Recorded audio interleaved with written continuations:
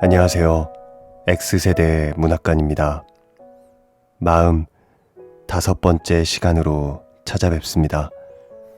어느덧 무더운 여름입니다. 건강 잘 챙기세요. 그럼 행복한 하루 되세요.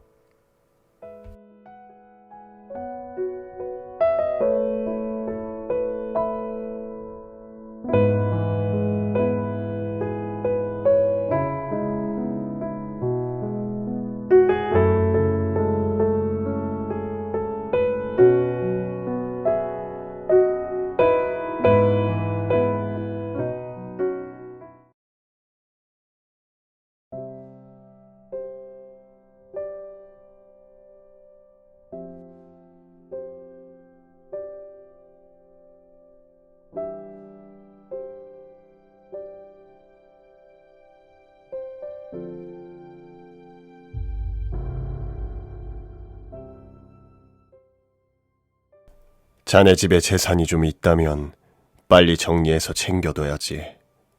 그러지 않으면 낭패보기 십상이라고 생각하네. 내가 참견할 일은 아니네만 자네 아버님 정신이 아직 온전하실 때 자네 몫을 잘 챙겨두는 게 어떤가. 일이 난 다음에 가장 골치 썩이는 것이 재산 문제니까 말이야. 예. 나는 선생님의 이런 말씀을 그다지 중요하게 받아들이지 않았다. 우리 집에는 그런 문제에 그렇게 신경 쓰는 사람이 아무도 없다고 나는 믿고 있었다. 게다가 지금 선생님이 언급하신 이 문제는 내가 지금까지 생각하던 선생님과 좀 동떨어진 너무 실리적인 얘기라서 나는 내심 의외라고 생각했다. 하지만 그 자리에서 내가 뭐라고 대꾸하기에는 선생님께 갖는 나의 신뢰가 너무 깊었으므로 아무 말도 하지 않았다. 자네 아버님이 돌아가실 거라고 미리 넘겨짚고 이런 말을 해서 자네 기분을 상하게 했다면 용서하게.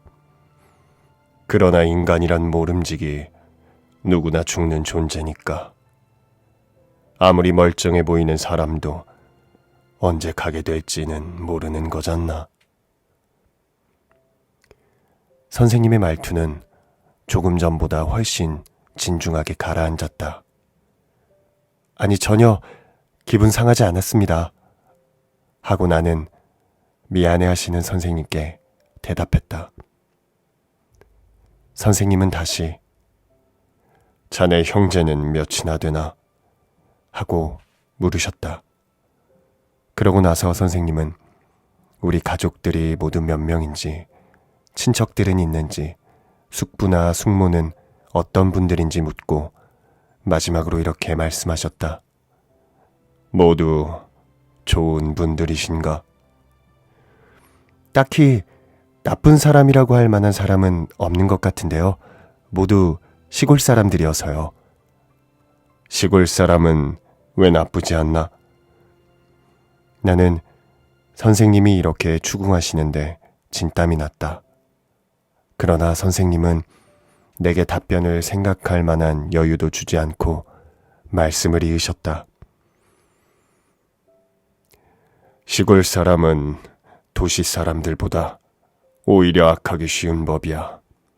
그리고 자네는 지금 자네 친척들 중에 특별히 나쁜 사람은 없는 것 같다고 했네만 이 세상에 나쁜 사람이라고 따로 분류되는 인간이 있다고 생각하나? 세상에 나쁜 사람이라고 정해진 인간은 없네. 평소에는 모두 선량한 사람들이지. 적어도 그냥 보통 사람들이라고. 그러던 것이 한순간에 갑자기 나쁜 사람으로 변하니까 무서운 거지. 그러니 방심하면 안 된다는 말이네. 선생님 말씀은 여기서 끝날 기미가 보이지 않았다. 나는 이쯤에서 뭐라 한마디 대답하려 했다. 그런데 뒤에서 갑자기 개 짖는 소리가 났다. 선생님과 나는 놀라서 뒤를 돌아다 보았다. 평상 모퉁이 뒤쪽으로 무성하게 심어져 있는 삼나무 묘목들 옆에 얼룩조리대가 3평 정도 되는 땅을 감추듯이 덮고 솟아 있었다. 걔는 얼룩조리대 위로 얼굴을 내밀고 맹렬히 지저댔다.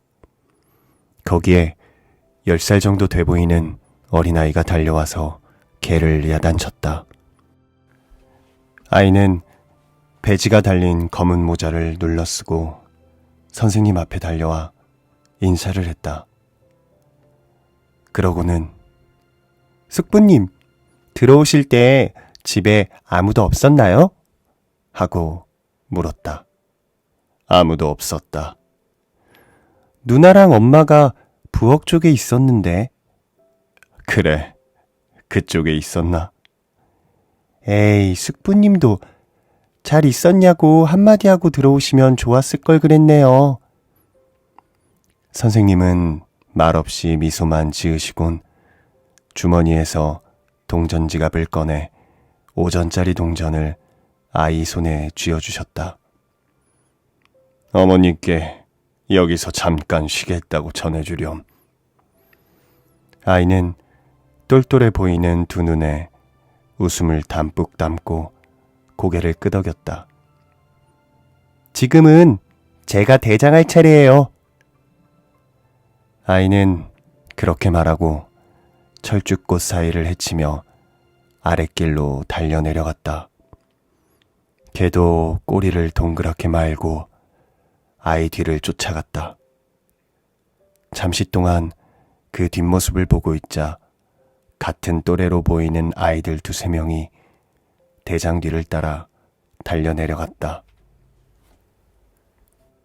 선생님이 조금 전까지 하시던 말씀은 꼬마 대장과 개가 왔다 가는 바람에 끝까지 계속할 수 없어서 나는 결국 그 의미를 파악하지 못하고 말았다.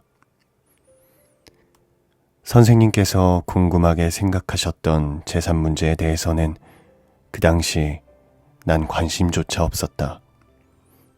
내 성격도 성격이거니와 당시 난 아직 학생 신분이었으니만큼 재산 분배나 돈 문제에는 신경 쓸 만한 여유가 없었던 것이다. 생각해보면 그건 내가 아직 세상 물정을 경험해보지 않았던 탓도 있고 당장 먹고 살 문제에 직면한 것은 아니었기 때문이기도 한데 아무튼 아직 어렸던 내게는 왠지 돈에 관한 문제가 남의 일처럼만 여겨졌다. 선생님 말씀 중에 한 가지 좀 더 자세히 듣고 싶었던 것이 있는데 인간은 한순간에 누구나 나쁜 사람이 된다는 말씀의 의미가 바로 그것이다. 그다지 복잡할 것 없는 단순한 구절로 있는 그대로 받아들이면 그리 이해하지 못할 말도 아니었지만 나는 이 구절에 대해서 그 속뜻까지 자세히 듣고 싶었다. 개와 아이들이 지나간 다음엔 초록빛 넓은 정원이 다시 고요해졌다. 그리고 선생님과 나는 침묵의 늪에 빠진 사람들처럼 잠시 동안 미동도 없이 앉아 있었다. 곱디고 온 하늘색이 점차 빛을 잃어갔다. 눈앞에 있는 나무들은 대부분 단풍나무들이었는데 가지 위에 날아와 얹히듯 앉아있던 연두빛 잎들이 점점 어둑어둑해졌다. 멀리 큰 길가에서 짐수레를 끌고 가는 소리가 간간히 들렸다. 나는 그것을 마을 사람이 정원수를 싣고 불공이라도 드리러 가는 소리라고 상상했다. 선생님은 그 소리를 듣더니 갑자기 명상에서 깨어난 사람처럼 자리에서 벌떡 일어나셨다. 이제 슬슬 돌아갈까? 해가 꽤 길어지긴 했지만 이렇게 쉬고 있는 동안에 어느새 날이 저물었어. 선생님의 잔등이에는 조금 전 평상 위에 들어 누웠다가 붙은 건불들이 하나 가득했다. 나는 두 손으로 그것들을 털어냈다. 고맙네. 송진이 달라붙진 않았나? 깨끗하게 떨어졌어요. 이 하오리는 얼마 전에 집사람이 새로 만들어준 거야. 더럽혀가면 뭐라고 한마디 듣는다고. 고맙네. 우리는 다시 경사진 길 중턱에 있는 집 앞으로 갔다. 처음 들어올 때는 전혀 인기척이 없었는데 다시 가보니 주인 아주머니가 10대살쯤 되어 보이는 여자아이와 마주 앉아 물레에 실을 감고 있었다. 선생님과 나는 커다란 어항 옆에 서서 이거 실내 많았습니다 하고 인사를 했다. 아주머니는 아이고 아니에요 하고 답례를 한 뒤 좀 전에 아이에게 준 동전에 대해 고맙다고 했다. 문을 열고 한 5, 6미터쯤 걸어 나왔을 때 나는 선생님께 여쭤보았다. 조금 전에 선생님께서 인간은 누구나 한순간에 나쁜 사람이 된다고 말씀하셨잖아요. 그건 무슨 의미입니까? 의미라. 별다른 의미는 없네. 지어낸 말이 아니라 사실을 있는 그대로 말한 거니까. 사실은 사실인데 말이에요. 제가 궁금한 건 한순간이란 말의 의미입니다. 도대체 어떤 경우를 말씀하신 거죠? 선생님은 그냥 웃으셨다. 궁금했으면 그 자리에서 물을 일이지 한참을 딴 생각하다가 이제 와서 또 열을 내 설명할 기분은 아니라는 눈치였다. 그러더니 불쑥 돈 말이네. 돈을 보면 제 아무리 군자라도 곧 나쁜 사람이 되잖나 하셨다. 조용히 계시다가 갑자기 던진 선생님의 이 답변이 내게는 너무도 평범한 말이어서 시시하기까지 했다. 선생님이 보시기에는 내가 그때그때 말귀를 잘 못 알아듣는 것 같았겠지만 내게도 선생님의 답변이 영 기대에 못 미쳤다. 나는 말없이 발걸음을 재촉해 앞으로 걸어나갔다. 그러다 보니 선생님은 약간 뒤처지셨다. 선생님은 뒤에서 이보게, 이봐 하고 부르셨다. 그것 보게. 뭘 말씀입니까? 자네의 감정이 내 말 한마디에 금세 바뀌고 말지 않나. 선생님이 가까이 오시길 기다리며 뒤돌아본 내 얼굴을 마주보시며 선생님은 이렇게 말씀하셨다. 그때 나는 속으로 선생님을 원망하고 있었다. 어깨를 나란히 하고 걷기 시작한 다음에도 앞만 보고 걷기만 했다. 궁금해 이야기를 더 듣고 싶은 것이 있어도 일부러 여쭤보지 않았다. 하지만 선생님은 그걸 눈치채셨는지 못 채셨는지 내 태도 따위는 전혀 신경 쓰지 않는 눈치였다. 평소와 마찬가지로 담담하게 한 걸음 한 걸음 앞으로 걸어가셨기 때문에 나는 혼자 속이 부글부글 끓었다. 뭔가 말을 붙여서 선생님의 감정을 한번 흔들어 보고 싶어졌다. 선생님, 뭔가? 선생님은 조금 전에 약간 흥분하셨죠? 아까 평상 위에서 쉴 때 말이에요. 저는 예전에 선생님이 흥분하시는 모습을 뵌 적이 없습니다만 오늘은 참 다른 모습을 배웠다는 생각이 드네요. 선생님은 아무 대답도 하지 않으셨다. 나는 그것이 내가 의도한 데에 따른 반응이라고 생각했다. 그렇지만 한편으론 때를 잘못 골랐나 하는 생각도 들긴 했다. 허나 이미 내뱉은 말이니 어쩔 수 없다고 단념하고 그 다음부턴 그냥 잠자코 있기로 했다. 그때 갑자기 선생님이 길섭으로 내려가셨다. 그러고는 깨끗이 손질해 놓은 울타리 밑에서 옷자락을 걷어붙이고 소변을 보시는 것이었다. 나는 선생님이 용변을 보는 동안 멍하니 서 있었다. 이거 실례했네. 선생님은 이렇게 한마디 하시고 다시 걷기 시작하셨다. 나는 그때 선생님의 뜻밖의 행동을 보고 선생님을 골탕 먹이거나 감정을 건드리겠다는 생각을 완전히 접기로 했다.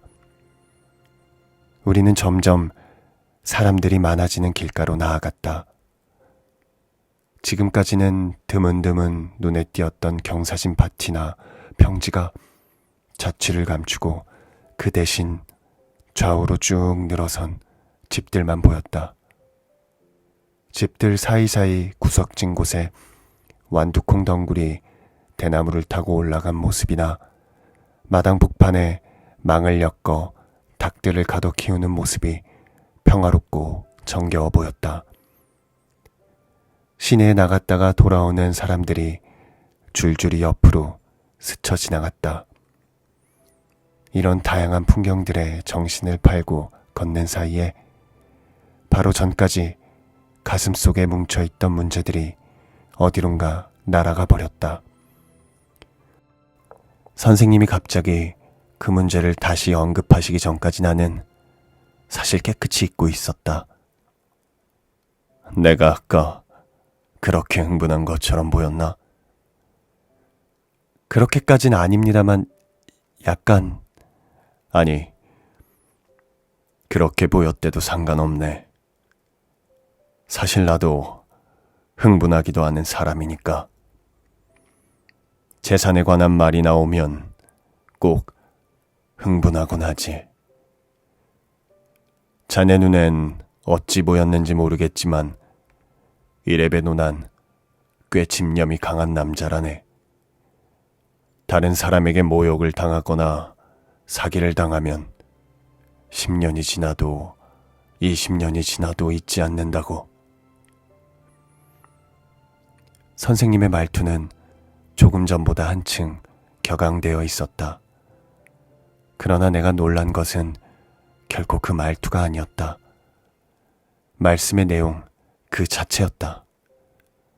선생님한테 이런 고백을 듣는 것은 오랫동안 대화를 나누었던 나로서도 전혀 뜻밖이었다. 나는 선생님의 인품에 지금 말씀하신 그런 집착하는 면이 있다고는 상상한 적도 없다. 나는 오히려 선생님을 상당히 부드러운 심성을 가진 분이라고 생각해왔다. 조용히 속세와 떨어진 곳에 세상을 관주하시는 그 모습이 내 동경의 근원이었던 것이다. 순간적인 감정으로 선생님께 못된 말을 건 나는 이런 예상치 못한 선생님의 고백에 고개를 들지 못하고 서 있었다.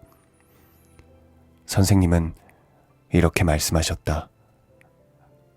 나는 과거에 다른 사람에게 기만당한 적이 있네. 그것도 피가 섞인 내 친척한테 말이야. 나는 절대 그 일을 잊을 수 없네. 내 아버지 앞에서는 그렇게 선량한 사람처럼 굴던 그들이 아버지가 돌아가시자마자 그렇게 파렴치하게 변해버린 거야.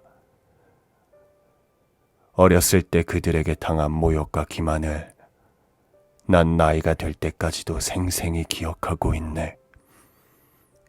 아마 죽을 때까지 그 한을 품고 갈 거야. 하지만 난 그들에게 복수하지 않았네. 아니, 생각해보면 나는 한 개인에 대한 복수 이상의 일을 지금 하고 있다고 봐야지.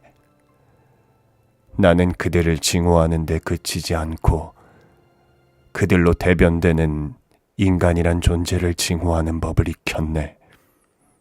나는 이게 내 식대로의 복수라고 생각하네.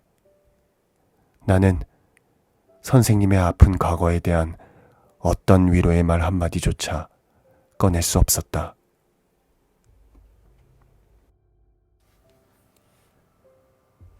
그날의 대화도 더 이상의 진전이 없이 거기서 끝나고 말았다.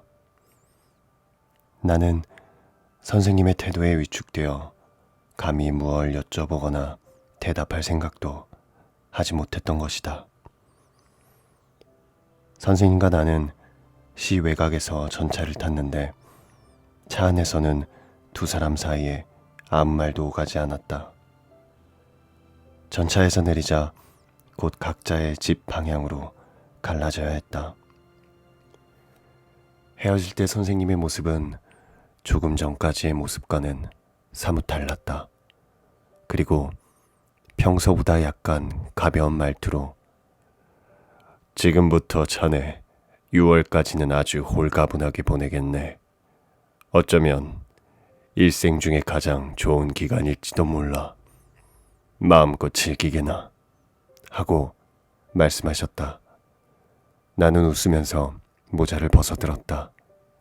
순간 나는 선생님의 얼굴을 바라보며 선생님은 과연 마음속 어딘가에서 사람들을 증오하고 계신 걸까 자문해 보았다. 선생님의 눈매, 선생님의 입가에서는 전혀 그런 염세적인 그림자를 찾아볼 수 없었기 때문이다. 나는 선생님으로부터 사상적으로 커다란 도움을 받았다는 점을 밝힌다. 그러나 같은 분야에서 도움을 받으려 해도 받을 수 없었던 경우도 있었다는 걸 짚고 넘어가겠다. 선생님의 말씀 가운데에는 때때로 의미를 제대로 파악하지 못한 채 혼자서 고민해야 하는 것이 있었다. 교회로 산책을 나갔던 날 하신 말씀도 그중 하나로 정리되지 않은 채 내 마음속에 남아있다.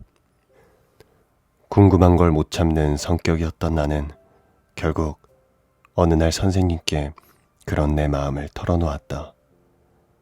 내 생각을 있는 그대로 말씀드렸다. 머리가 둔해서 잘 못 알아듣는 것은 잘못이 아닙니다. 알고 있으면서 확실히 말하지 않는 것이 문제지요. 난 아무것도 숨기는 게 없네. 숨기고 계십니다.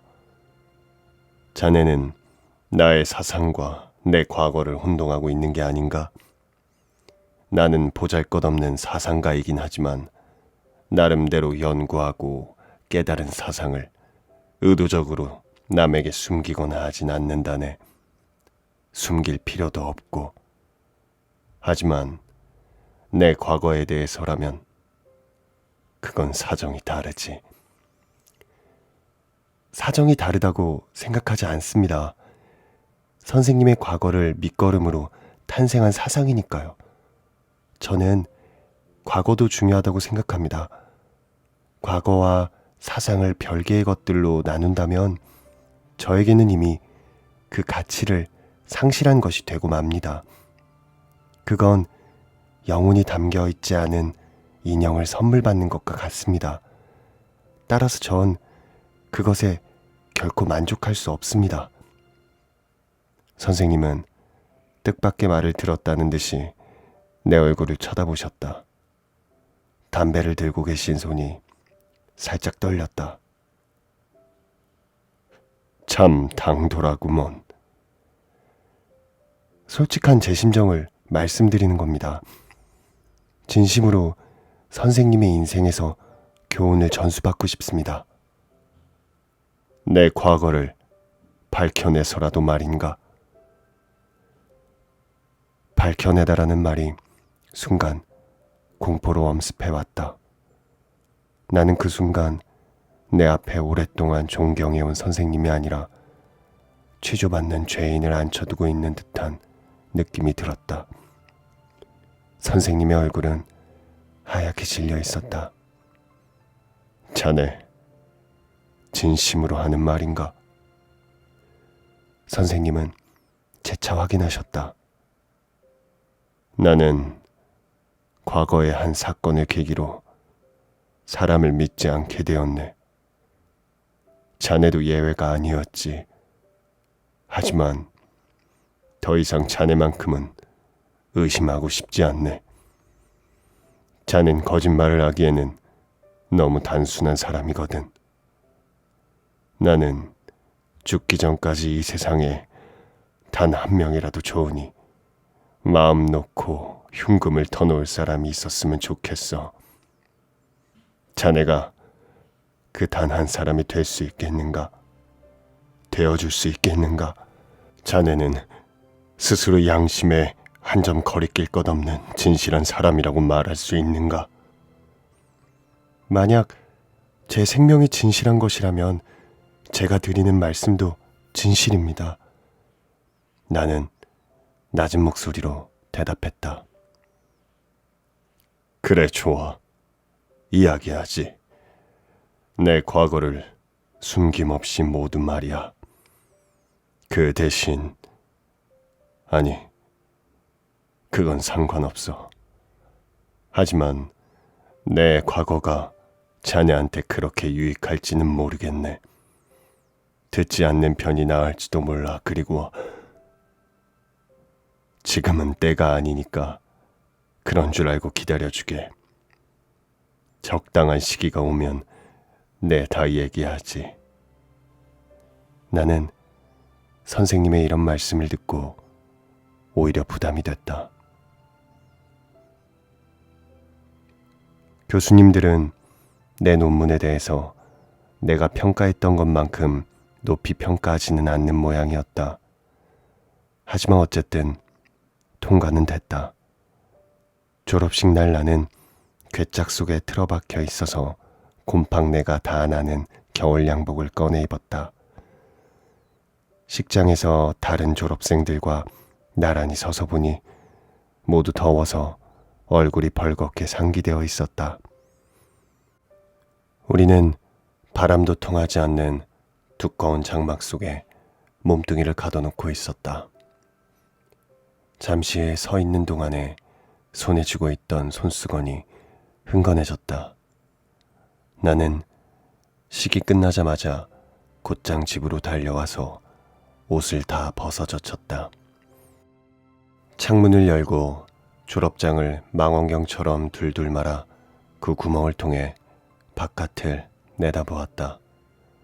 그러고는 졸업장을 그대로 책상 위에 던져놓았다. 그런 다음 방 한가운데 큰 대자로 누워 잠을 청했다. 잠들기 전 나는 내 과거를 돌이켜 생각해 보았다. 그리고 나의 미래도 상상했다. 그러다가 책상 위에 동그랗게 나자빠져 있는 졸업장을 올려다보니 지금까지 살아온 내 인생에 한 획을 긋는 그것이 어떤 의미를 담고 있는 듯도 했고 별것 아닌 종이짝으로 보이기도 했다. 나는 그날 저녁 선생님 댁으로 저녁 초대를 받아갔다. 그 일은 나중에 내가 졸업을 하게 되면 다른 곳에서 시간 보내지 말고 선생님 댁에 와서 같이 식사라도 하자고 그 전부터 약속해둔 일이었다. 식탁은 말씀하신 대로 거실 근처에 차려져 있었다. 술을 달아 장식한 두꺼운 테이블보가 전등불 밑에 청초하게 깔려 있었다. 선생님 댁에서 식사를 할 때는 항상 서양 요리집에서나 볼 수 있는 흰색 면 테이블보 위에 젓가락과 밥그릇이 놓여 있었다. 그리고 그건 언제나 갓 빨아낸 것처럼 새하얀했다. 귀신아, 커프스와 마찬가지야. 때가 탄 것을 내놓을 바엔 아예 색이 짙은 걸 까는 게 낫지. 흰 천을 깔려면 티끌 하나 없는 걸 깔아야지. 이렇게 말씀하시는 걸 보면 과연 선생님은 알아모실 청결주의자였다. 서재만 보더라도 늘 먼지 한 톨 없이 정돈되어 있었다. 털털한 내게는 선생님의 이런 성격이 가끔 유난스러워 보이기도 했다. 내가 일전에 선생님은 결벽증이 있으신가 봐요 하고 사모님께 말했을 때 사모님은 그래도 옷 입을 때에는 그 정도로 신경 쓰시지 않는 것 같아요. 하고 대답한 적이 있었다. 그걸 옆에서 듣고 계시던 선생님은 솔직히 말하면 난 정신적인 결벽주의자지. 그래서 늘 고민하는 거 아닌가? 가만히 생각해 보면 꽤나 어리석은 성격이야. 라고 하며 웃으셨다. 정신적인 결벽주의자라는 말의 의미가 속된 표현으로 신경질적이란 말인지 아니면 윤리적으로 결벽을 추구한다는 말인지 난 알 수 없었다. 사모님도 그 말뜻을 알아듣진 못한 것 같았다. 그날 저녁 나는 선생님과 그 흰 식탁을 사이에 두고 마주 앉았다. 사모님은 우리 두 사람을 좌우에 두고 정원이 마주 보이는 자리에 앉으셨다. 축하하네. 하며 선생님이 한 잔 따라주셨다. 나는 축하한다며 따라주신 그 잔을 받고 특별히 기분이 좋거나 기쁘진 않았다. 물론 그것은 나 스스로도 축하받아야 할 만큼 대단한 일을 했다고 생각하지 않았기 때문이기도 하거니와 선생님의 말투 또한 축하해야 할 일을 강조하기 위해 특별히 들떠 있거나 하진 않았기 때문이다. 선생님은 엷은 미소를 지으며 술을 따라주셨다. 나는 선생님의 그 미소가 냉소적인 그것이라고는 보지 않았다. 하지만 그와 동시에 축하한다고 말씀은 하셨지만 그것이 진정 우러나서 하신 말씀이라고도 받아들여지지 않았다. 선생님의 미소는 세상 사람들은 이런 경우 꼭 축하한다고들 말하지 하고 말하는 것 같았다. 사모님은 내게 대단하세요. 부모님께서 얼마나 기뻐하시겠어요. 하고 말해주셨다. 순간 나는 병환 중이신 아버지를 떠올렸다. 빨리 이 졸업장을 들고 내려가서 보여드려야겠다고 생각했다. 선생님께선 졸업장을 어쩌셨어요? 하고 물었다. 선생님은 어쨌더라. 뭐 어디다가 그냥 넣어두지 않았겠나? 하고 사모님을 쳐다보셨다. 네, 분명히 어딘가에 있긴 할 텐데요. 졸업장을 어디다 두었는지는 두 분 모두 잘 몰랐다. 식사를 할 때 사모님은 한여를 옆에 세워두고 직접 시중을 드셨다. 이것이 드러나지 않게 손님을 대접하는 선생님 댁 예절이었던 모양이다. 처음 한두 번은 나도 거북했지만 회를 거듭하다 보니 조금 더 달라고 사모님께 밥그릇을 내미는 것이 아무렇지도 않게 됐다. 밥이요? 반찬? 어머, 아주 잘 드시네요. 사모님도 언제부턴가 마음 편히 웃으면서 말씀하시게 됐다. 그러나 졸업식 날의 저녁 식사는 때가 때였던지라 그렇게 사모님이 감탄하실 만큼의 식욕이 나지 않았다. 벌써 그만하시게요? 오늘은 너무 조금 드시네요. 일부러 조금 먹는 게 아니라 날씨가 더워 밥맛이 없어서 그래요.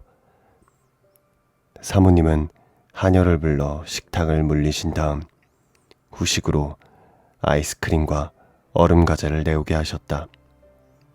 이건 집에서 만든 거예요. 별달리 할 일이 없으셨던 사모님은 아이스크림을 손수 만들어 손님에게 대접할 만큼의 여유가 있었던 것이다. 나는 아이스크림을 2그릇이나 비웠다. 선생님은 자네 이제 졸업도 했겠다. 앞으로 무슨 일을 할 생각인가? 하고 물으셨다. 선생님은 툇마루 쪽으로 자리를 물리시고 문지방에 걸터앉아 미닫이 문에 등을 기대셨다. 그 당시 나는 졸업했다는 기분은 들었지만 그 다음엔 뭘 꼭 해야지 하는 계획은 없었다. 대답할 말을 생각하느라 쩔쩔매고 있던 나를 보시고 사모님이 먼저 교사요? 하고 물으셨다. 그렇다고 대답하지 못하자 이번에는 그럼 공무원이요? 하고 또 물으셨다. 이 말을 듣고 선생님이 먼저 빙그레 웃으시고 나도 곧 따라 웃었다. 솔직히 말씀드리자면 아직 무엇을 하겠다고 확실히 잡은 계획은 없습니다. 사실 직업이란 것에 대해서 한 번도 심각하게 생각해 본 적도 없고 뭐가 좋을지 뭐가 저와 맞지 않을지 직접 겪어보지 않고서야 알 수 없는 것이기 때문에 간단히 뭐라 말씀드리기가 좀 그렇네요. 그건 그렇지요. 하지만 지금 댁에 재산이 좀 있으니까 그렇게 여유 있게 말씀을 하시죠. 당장 돈을 벌어야 하는 입장인 사람은 그렇게 맘 편히 있지 못할 거예요. 내 친구 중에는 졸업도 하기 전부터 중학교 교사 자리를 알아보던 놈이 있었다. 나는 속으로 사모님 말씀이 옳다고 인정했다. 그러나 겉으로는 이렇게 말했다. 어째 말씀하시는 걸 들으니 선생님의 영향을 많이 받으신 것 같네요. 선생님께요? 제대로 상대해 주지도 않으시는데요, 뭘. 선생님은 옆에서 쓴웃음을 지으셨다. 집사람이 영향을 받든 어떻든 그건 상관없고 자네 일전에 내가 말한 대로 아버님이 살아계시는 동안 물려받을 재산을 확실히 챙겨두게. 그렇지 않으면 골치 아픈 일이 생길 수 있으니까. 나는 선생님과 함께 교회로 나가 나무가 우거진 넓은 정원에서 흐드러지게 피어있는 철쭉을 바라보며 나누었던 대화를 떠올렸다. 그날 돌아오는 길에 선생님이 격양된 목소리로 내게 하신 말씀이 다시금 귓속에 울렸다. 그때 힘주어하신 말씀은 사람을 섬뜩하게 했다. 하지만 뒷배경을 알지 못했던 나에게는 그렇게 가슴에 와닿지 않는 말이기도 했다. 사모님, 이댁 생활은 어떻게 꾸려가세요? 어째 그런 걸 다 물으세요? 선생님께 여쭤봤는데 대답해주지 않으시니까요. 사모님은 웃으시면서 선생님의 얼굴을 한번 돌아보셨다. 대답할 만큼은 되지도 않는 살림이니까 그러셨겠죠? 그래도 어느 정도 재산이 있으면 선생님처럼 바깥에서 일하지 않고도 살 수 있는지 집에 내려가서 아버지와 단판을 지을 때 참고 좀 하려고 그러니 대답해 주세요. 선생님은 정원을 바라보시며 말없이 담배만 피우고 계셨다. 나는 사모님을 상대로 이야기할 수밖에 없었다. 얼만큼이라고 할 만큼도 되지 않아요. 그냥 그럭저럭 굶지 않고 살아갈 수 있을 정도죠. 그건 그렇고 저기 졸업도 하셨으니 이제부턴 뭔가 일을 해야지요. 선생님처럼 저렇게 빈둥대고 있는 것만은 아니지. 선생님은 얼굴만 살짝 돌리시며 사모님의 말씀을 부정하셨다.